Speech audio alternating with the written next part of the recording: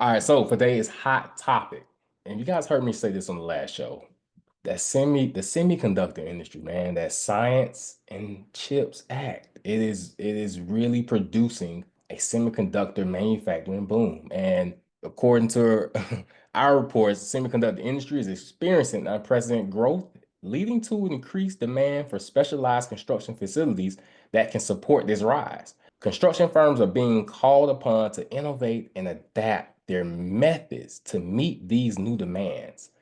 So, guys, if you see any semiconductor projects, go and get on them. It's a construction trend. It's what's going on. The same wave as the data center construction trend. Go and get on these projects. Semiconductor.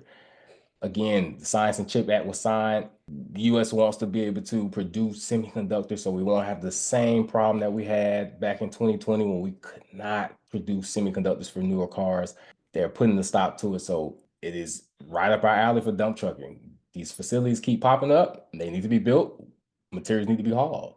So if you see any RFPs for these, please go and try to get your trucks on these jobs.